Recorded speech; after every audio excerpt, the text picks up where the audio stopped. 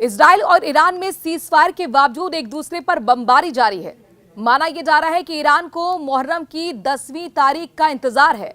6 जुलाई को जैसे ही Netanyahu America की उड़ान भरेंगे, ईरान जोरदार प्रहार कर सकता है। ईरान के पास हमले के अलावा अब कोई विकल्प नजर नहीं आ रहा। अमेरिका से नेतन्याहू को एक बार फिर हमले की छूट मिली तो खामनेई मुश्किल में पड़ जाएंगे। इसीलिए माना यह जा रहा है कि इस बार खामनेई चूकने वाले नहीं हैं। वो पहले इजराइल पर हमला कर सकते हैं। ईरान ये भी कह चुका है कि अब की बार अगर युद्ध हुआ तो वो आर पार वाला होगा। ईरान के सर्वोच्च नेता खामनेई डरे हुए हैं, इसीलिए क्योंकि नेतन्याहू 6 जुलाई को अमेरिका जा रहे हैं और ऐसा कहा जा रहा है कि नेतन्याहू वहां ईरान पर हमले की अनुमति मांग सकते हैं। इसीलिए खामनेई पहले ही वार करने की तैयारी में है। माना जा रहा है कि 6 जुलाई को ईरान में यौम आशुरा मनाया जाएगा। बात आज ईरान इजराइल की करते हैं। दरअसल ईरान हर हाल में एटमी बम हासिल करके ही रहेगा और ये बात यूं ही नहीं कही जा रही है। इजराइल से युद्ध विराम हो चुका है। अमेरिका के B-2 बॉम्बर्स ने डीप पेनिट्रेशन बॉम्ब भी ईरान के न्यूक्लियर साइट्स पर बरसा दिए हैं और गाजा में भी कहने को तो 60 दिन के सीज फायर की बात इजराइल मान चुका है, लेकिन अब हर तरफ एक सन्नाटा है। कहते हैं शांति और सन्नाटे में अंतर होता है।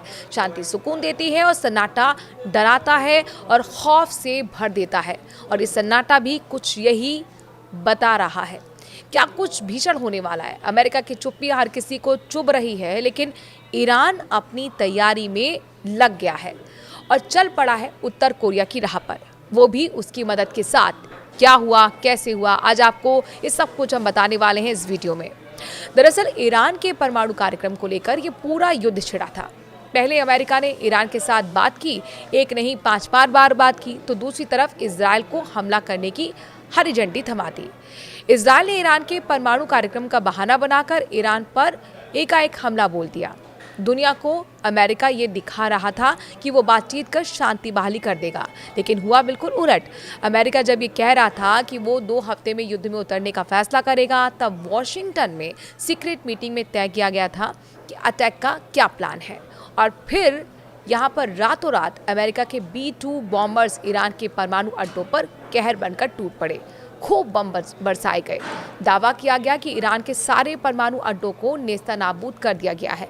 लेकिन कुछ घंटों के बाद ही जो रिपोर्ट सामने आई, उसने अमेरिका के बड़े बड़े दिग्गज समेत प्रेसिडेंट डोनाल्ड ट्रंप की नींद भी उड़ा कर रख दी, क्योंकि रिपोर्ट्स में ये बताया गया कि ईरान ने अमेरिका के B-2 बॉम्बर्स के हमले के पहले ही अपने यूरेनियम को शिफ्ट कर दिया था और अब इसी यूरेनियम का इस्तेमाल ईरान खुद को परमाणु संपन्न बनाने के लिए करने जा रहा है। खबर ये है कि ईरान IAEA से बाहर हो चुका है और ईरान की संसद में इसे लेकर एक मत से प्रस्ताव भी पारित कर दिया गया है।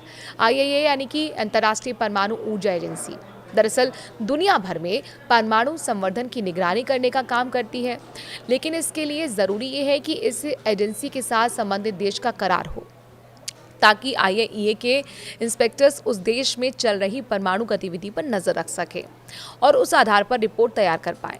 ईरान के मामले में भी यही हुआ था। IAEA की तरफ से लगातार जारी की जा रही रिपोर्ट बार बार ये चेतावनी दे रही थी कि ईरान ने इतना यूरेनियम जुटा लिया है और वो कभी भी परमाणु बम बनाने की स्थिति में पहुंच जाएगा, वो भी एक नहीं 9 परमाणु बम। IAEA की इसी रिपोर्ट का हवाला देकर अमेरिका और इजराइल ईरान पर अपने परमाणु कार्यक्रम को सीमित करने या फिर समाप्त करने का दबाव बना रहे थे। लेकिन जब इजराइल ने ईरान पर हमला बोला था, तभी ईरान के संसद की तरफ से बयान निकलकर सामने आया था कि ईरान को IAEA से बाहर निकल जाना चाहिए और अब ईरान ने यही किया, यानी कि IAEA के साथ सहयोग न करने का फैसला कर लिया है। इसके मायने क्या है ये भी समझते हैं। इसका सीधा मतलब है कि अब IAEA के इंस्पेक्टर्स ईरान के किसी भी न्यूक्लियर प्रोग्राम की चेकिंग नहीं कर पाएंगे, यानी कि ईरान के परमाणु प्रोग्राम पर किसी भी तरह की अंतर्राष्ट्रीय निगरानी नहीं हो पाएगी। IAEA से अलग होने के बाद अब अगर ईरान बम बनाने के काम को शुरू कर देता है तो उसे रोकना नामुमकिन सा हो जाएगा। ऐसे में अगर IAEA को ईरान की किसी भी न्यूक्लियर साइट का निरीक्षण करना है तो इस ईरान की नेशनल सिक्योरिटी काउंसिल से इजाज़त लेनी होगी। बता दें कि उत्तर कोरिया का भी IAEA से कोई करार नहीं है और यही वजह है कि साल 2006 में उत्तर कोरिया ने परमाणु परीक्षण कर सबको चौंका दिया था। नॉर्थ कोरिया के किम जोंग की सबसे बड़ी ताकत उसका एटम बम ही है।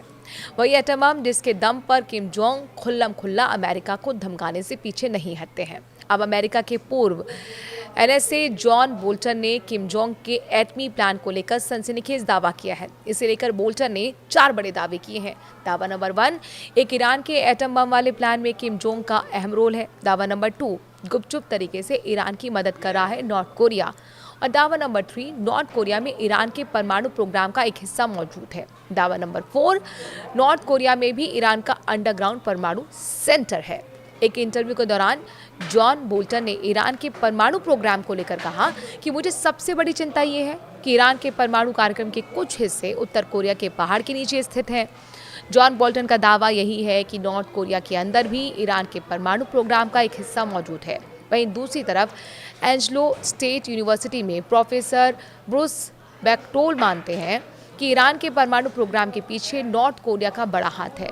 ब्रूस बैक्टोल का बता दें कि वो एक्सपर्ट हैं, विशेषज्ञ हैं और नॉर्थ कोरिया पर कई किताबें लिख भी चुके हैं। ब्रूस बैक्टोल की माने तो ईरान को यूरेनियम की सप्लाई नॉर्थ कोरिया से हुई। यही नहीं, ईरान के 3 अंडरग्राउंड परमाणु सेंटर फोर्डो, नतांज और इस्फहान को बनाने में नॉर्थ कोरिया ने पूरी मदद की थी। अब नॉर्थ कोरिया की पूरी कोशिश है कि ईरान जल्द से जल्द परमाणु बम बनाने में कामयाब हो। बड़ी बात यह है कि साल 2003 में नॉर्थ कोरिया परमाणु अप्रसार संधि से बाहर आया था और इसके 3 साल के भीतर ही उसने परमाणु परीक्षण कर दुनिया को हिलाकर रख दिया था। अब सवाल यही है कि ईरान के पास मौजूद 400 किलो यूरेनियम कहाँ है। सैटेलाइट तस्वीरों में फोर्डो परमाणु केंद्र के बाहर 16 ट्रक का काफिला दिखाई दिया। आशंका जताई गई कि इन्हीं ट्रकों के जरिए यूरेनियम को शिफ्ट कर दिया गया था। उधर अमेरिका के उपराष्ट्रपति जेडी वेंस ने कहा है कि हमले से पहले गायब हुए 400 किलो यूरेनियम के बारे में ईरान से बात होगी। अगर ईरान के न्यूक्लियर प्रोग्राम को देखें तो 3 मुल्कों का हमेशा साथ मिला, चीन, नॉर्थ कोरिया और रूस। चीन की मदद से ईरान का सबसे बड़ा परमाणु रिसर्च कॉम्प्लेक्स इस्फहान 1984 में बना। चीन ने 3 रिएक्टर सप्लाई किए। नॉर्थ कोरिया ने परमाणु केंद्र पर अंडरग्राउंड सुरंगों के डिजाइन और निर्माण में मदद की, जबकि रूस के सैकड़ों परमाणु वैज्ञानिक आज भी ईरान के परमाणु केंद्र में काम कर रहे हैं। आज नॉर्थ कोरिया के पास 50 परमाणु बम है। दूसरी तरफ नॉर्थ कोरिया की ईरान के साथ लंबी दूरी की मिसाइलों के निर्माण को लेकर पार्टनरशिप है। यही वजह है कि दुनिया भर के तमाम एक्सपर्ट मानते हैं कि इस वक्त सिर्फ और सिर्फ किम जोंग ही खामनेई के एटमी बम वाले सपने को पूरा करवा सकते हैं।